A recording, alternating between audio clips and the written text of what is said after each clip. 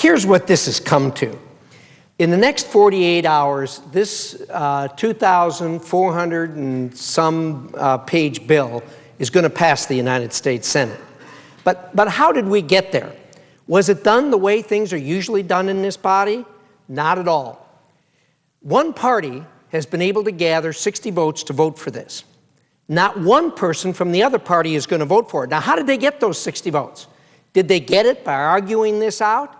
They didn't do that. They have bluntly, boldly, and on the front of virtually every newspaper in this country, have bought the votes to pass this bill, to get to the 60. They bought the last handful of votes, and they didn't even buy it with their money.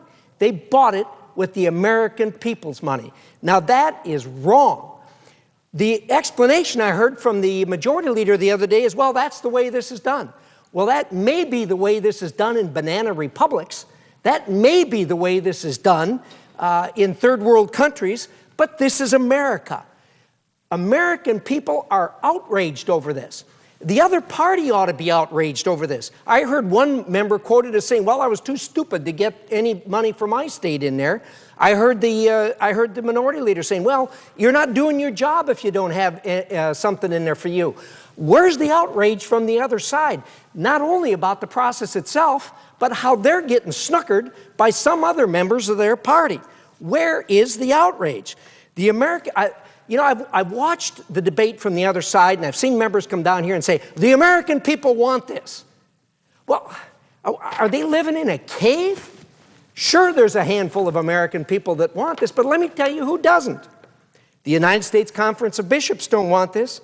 The National Right to Life people don't want this. Not one Republican wants this. The Democrats don't want it. Listen to what Howard Dean, the former leader of the party, of the Democratic Party, said, quote, at this point, the bill does more harm than good, end quote. Ask any Democrat governor in America. This bill transfers $25 billion in costs in unfunded mandates to the governors and to their taxpayers. They've got to come up with $25 billion. They don't want it. I've stood here and listened to the other side say, oh, this is wonderful for small business. Small business is going to come out so well on this. Well, then why does the National Federation of Independent Business, small businesses, say, quote, the Senate bill fails small businesses? The National Association of Wholesale Distributors, the Small Business Entrepreneurship Council says, small business group says Reid health bill, more of the same, more taxes, mandates, big spending, and nothing to help lower insurance costs. Associated Builders and Contractors are against it. The National Association of Manufacturers are against it. The Independent Electrical Contractors, the International Franchise Association. Even the labor unions have said, don't tax our health care benefits. We agree with them.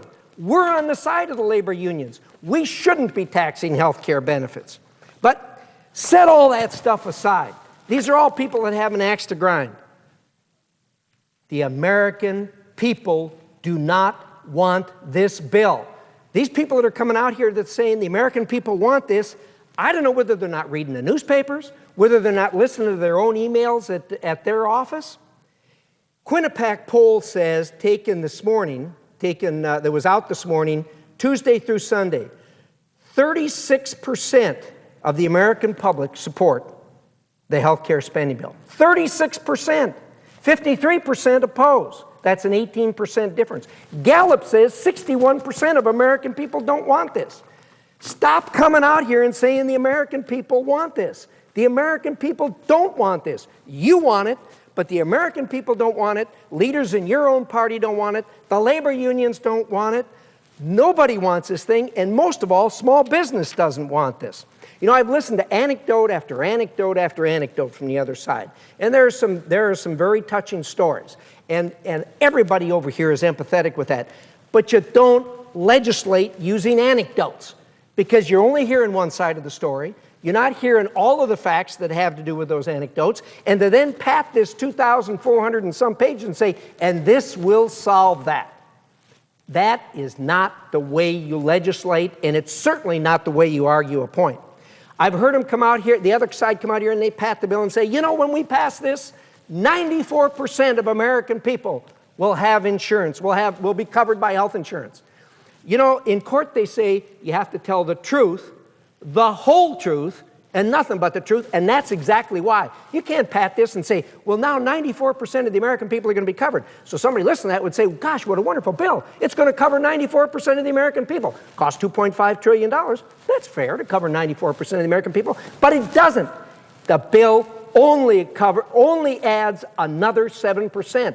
The fact that they don't tell you is 87% of Americans are already covered by some kind of health insurance. So don't say this is a grand and glorious victory because we're now going to cover 94%. 87% are already covered.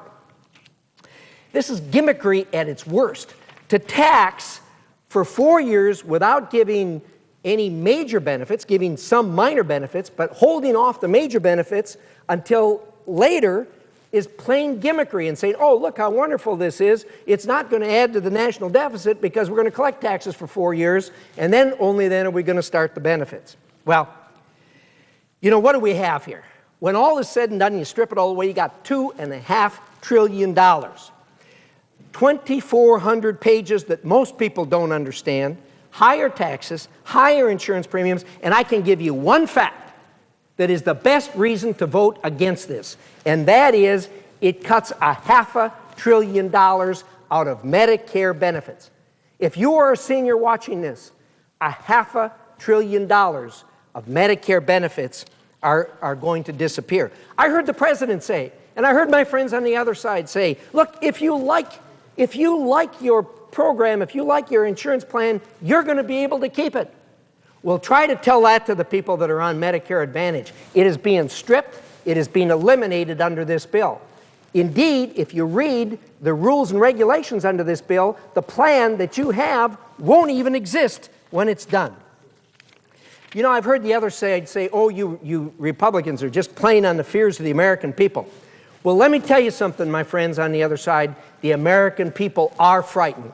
They're afraid. And it isn't just this health care bill. They've sat here for the last year and they've watched stimulus packages costing $1 trillion.